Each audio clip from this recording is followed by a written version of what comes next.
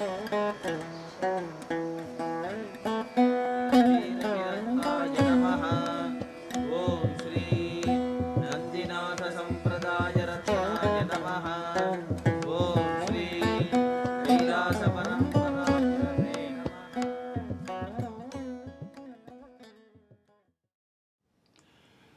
are all familiar with the phrase, "we are what we eat." The Hindu viewpoint on this is that the different types of food we consume have a significant influence on our state of mind and emotions. For example, eating meat, which is known to be a tamasic food, opens the door to lower consciousness and makes it harder to stay out of the states of fear, anger, jealousy, and the remorseful emotions that follow. Consuming too many spicy foods and stimulants or rajasic foods can overexcite our physical and intellectual activity. On the other hand, pure or sattvic foods such as fresh fruits and vegetables that grow above the ground foster our intuitive or soul nature. For maximum spiritual progress, it is best to eat plenty of sattvic foods, to be moderate in the intake of rajasic, and to avoid tamasic foods. The Chandogya Upanishad teaches, when the food is pure, mind becomes pure. When the mind becomes pure, memory becomes firm.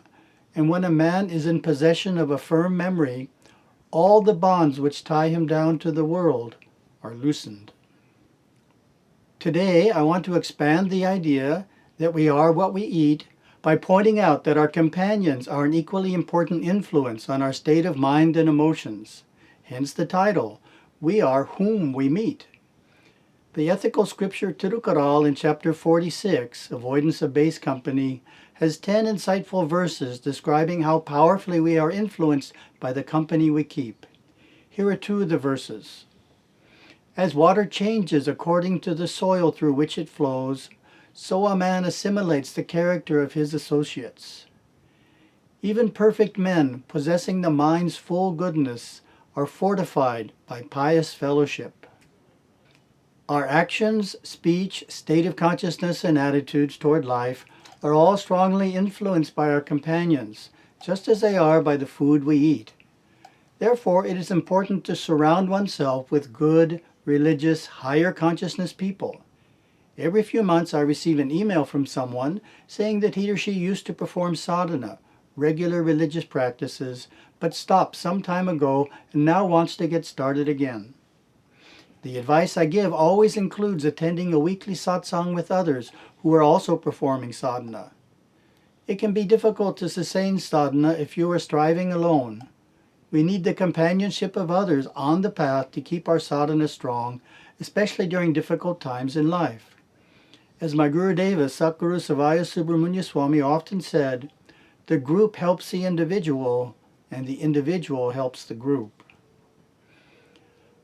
Of course, we must choose wisely, as companions can also influence us negatively. Here is a story to illustrate. A teenage boy starting his first year at high school made new friends who had a habit of swearing. The boy never swore previously, but because he spent significant time with his new friends, he soon adopted their crude language.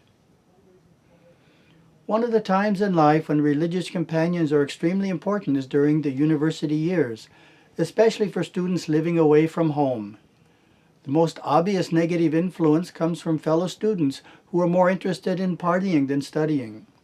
A less visible but equally erosive influence comes from anti-religious instructors who propound atheism or existentialism or may even overtly demean Hinduism. Such encounters can instill negative habits and bring about loss of faith. How to find suitable religious companionship? Universities are not necessarily close to satsang groups that could be attended regularly. For students whose university is close to a temple, we suggest visiting it weekly. If the temple is too far for a weekly visit, at least make an effort to attend during major festivals. Joining a Hindu students group offers prime opportunities for interacting with peers who are spiritually inclined. If there is none at your school, but there are a good number of Hindu students at the university, consider founding a branch of an established Hindu students group on your campus. Other possibilities are to participate in an Indian cultural group, a yoga class, or a meditation program. Despite our best intentions to maintain pure companions, sometimes it can be necessary to interact at length with people who are strongly materialistic or even hedonistic. The challenge is to do so without letting their emotions penetrate and influence our own. This does happen. You will experience their moods and emotions and may interpret them as your own.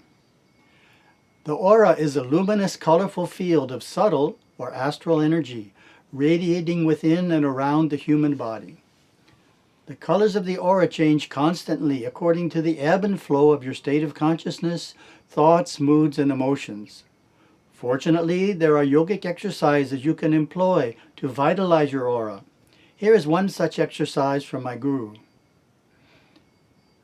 Sit quietly, breathe deeply, and mentally get in touch with your pranic body.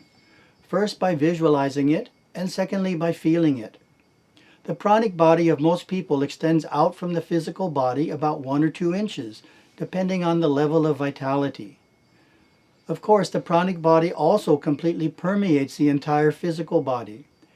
As you sit quietly, breathing deeply and slowly, become intimately aware of the vitality, the prana running throughout the physical body. As you breathe in, feel the vitality of your body. Feel the magnetic energy within it. Feel its life. Then as you breathe out, mentally and through feeling, release some of this vitality, this prana, this life force, and send it out into your aura. Keep sending it out on the out-breath to the aura's outer edges all around your body, from your head to your feet. The outer edge of the human aura is about 3 or 4 feet away from the physical body.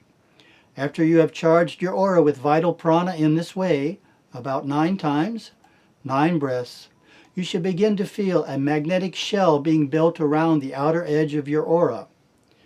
You will feel very secure and content as you sit within your own aura, which is charged with prana from your own pranic body. You are protected from all kinds of psychic influences, seen and unseen. Despite our best efforts to keep our aura strong and not take on the worldly emotions of others, some of their thoughts and emotions can end up in our aura and influence us by lowering our consciousness and depressing our mood. What can be done? These darker colors can be changed to lighter colors, and hence a more positive mood by the blessings we receive from the deity and devas when we go to the temple or home shrine. They can also be changed by the practice of meditation. The practice of regularly purifying our aura by temple attendance and meditation keeps our consciousness higher and our state of mind happier. A very important time to purify the aura is when we return home from being out in the world. The practice I prescribe is to first bathe and then enter the shrine room for the blessings of the deity and devas which, when received, will dispel worldly forces and help us regain a state of God consciousness. Attending temple pujas can be an even more powerful way of purifying the aura. An aspect of puja in the temple that is not widely understood is how it relates to the flow of prana.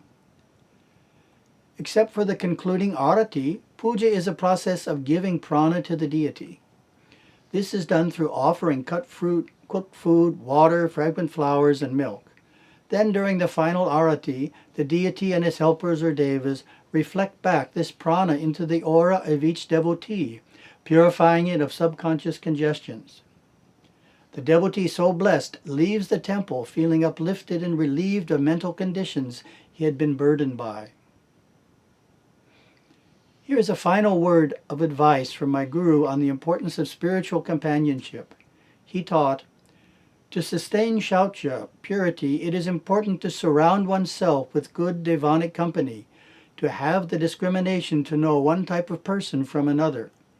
Too many foolish, sensitive souls, thinking their spirituality could lift a soul from the world of darkness, have walked in where even the Mahadevas do not tread, and the Devas fear to tread, only to find themselves caught in that very world through the deceit and conniving of the cleverly cunning. Let's not be foolish. Let's discriminate between higher consciousness and lower consciousness. Higher consciousness people should surround themselves with higher consciousness people to fulfill shaucha." The Tirukural observes, "Purity of mind and purity of conduct. these two depend upon the purity of a man's companions.